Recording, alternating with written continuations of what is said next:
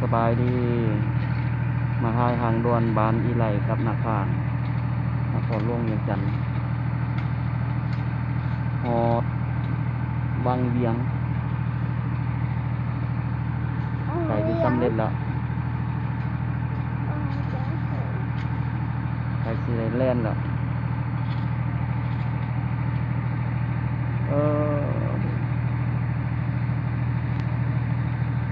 อัดก็ดี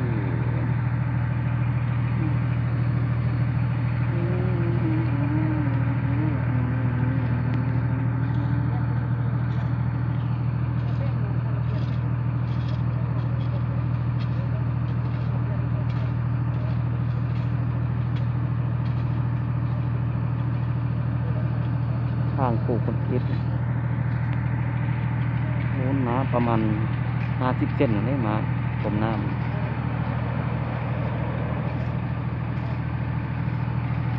เตอเตอเตอเตอเตอเตอ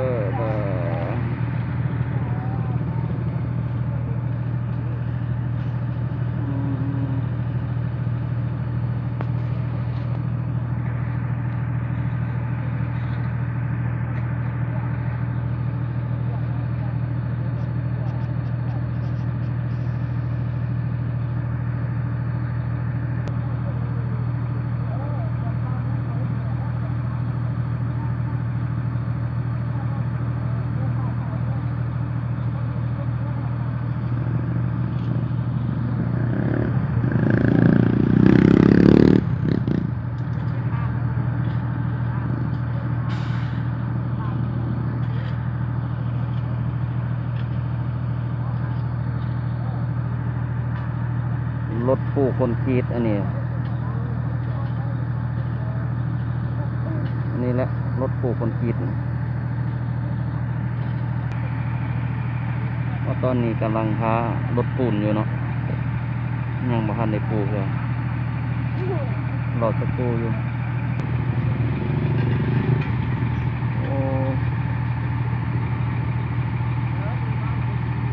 ไต่มันห่างไปนครหลวงเวียงจันทน์ไต่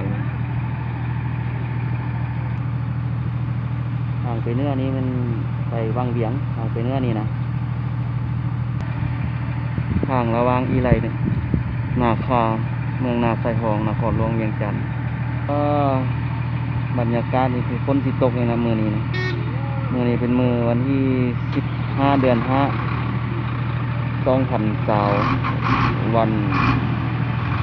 ศุกร์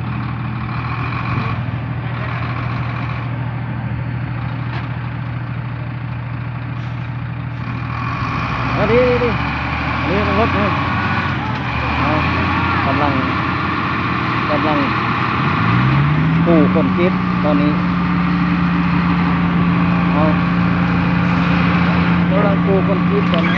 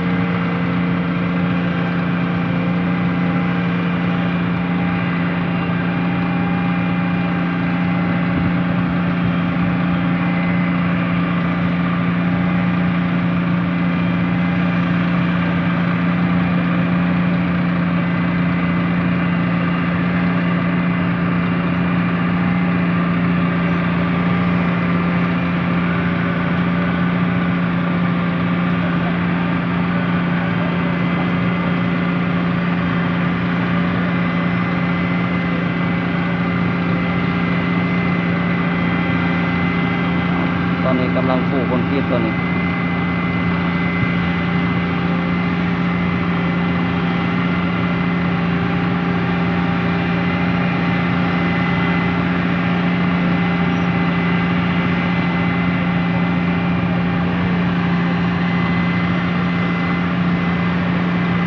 เคยเห็นบ่รถปูคนคิดนี่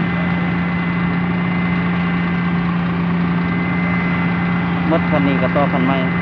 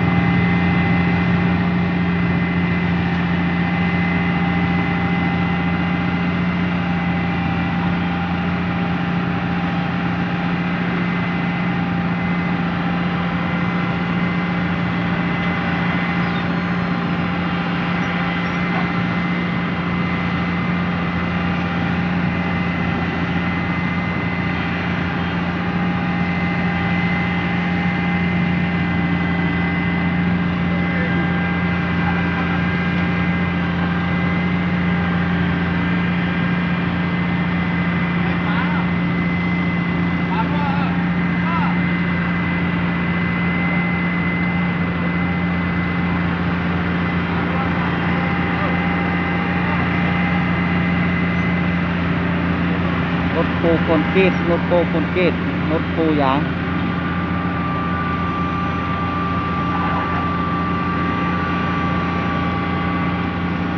ความหน้าประมาณ50เซนความหน้านี่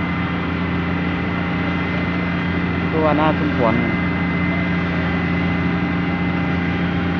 ทางยางนครหลวงเวียงจันทร์ทางด่วนนครหลวงเวียงจันทร์วังเวียง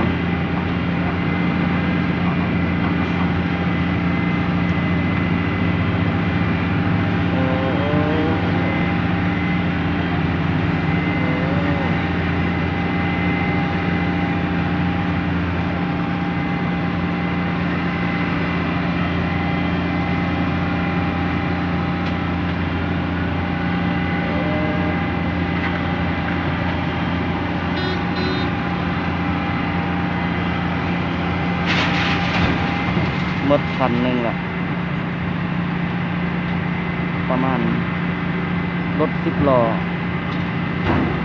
ประมาณ6-7 เมตรต่อคันหนึ่งประมาณ6-7 เมตรนี่แหละต่อคันหนึ่งบ่ฮอดซ้ำนะบางอย่าง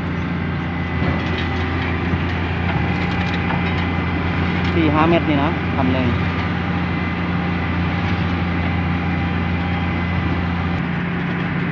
เรากำลังต่อคันไม้เนาะ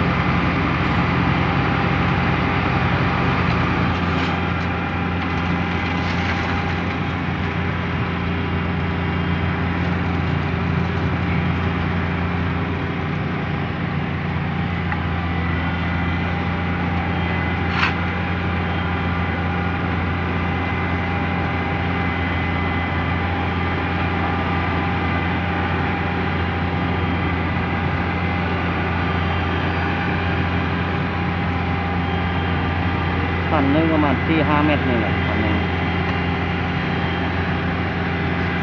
ความหน้าโอ้ระดับ50 เซนเลยความหน้า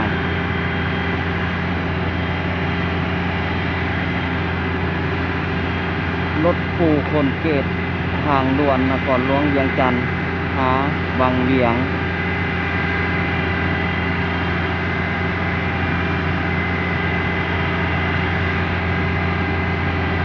ระหว่างบ้านอีไหลนาคานครหลวงเวียงจันทร์เมืองนาไซทอง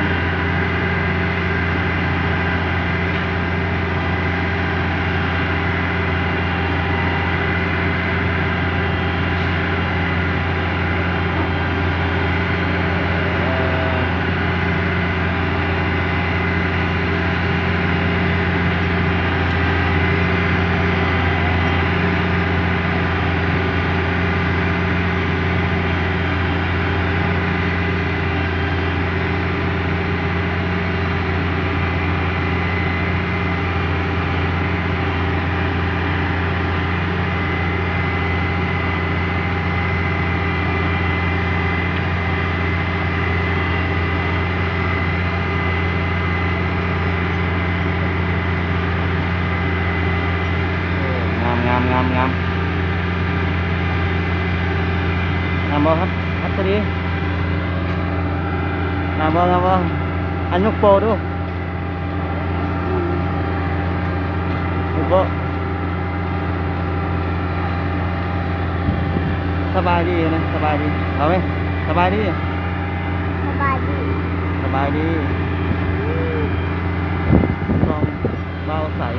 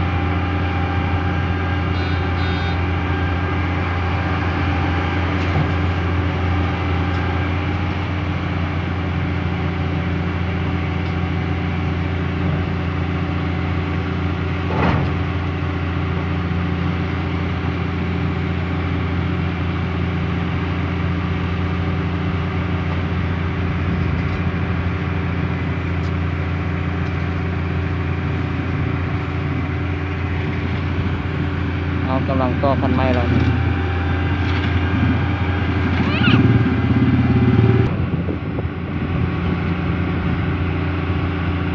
เอารถที่ซ้ำแล้วนี่นะประมาณ10 เมตร3-4รถ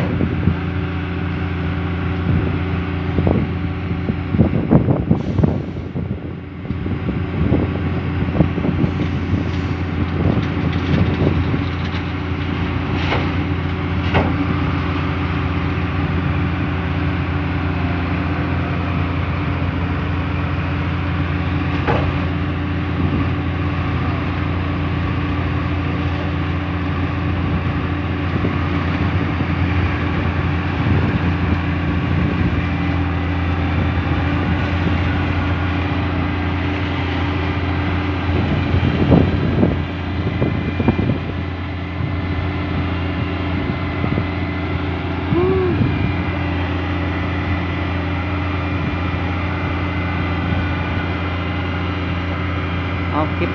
ก็จบเพียงเท่านี้ฝากระมืดละพ้นกับสิตกละเอา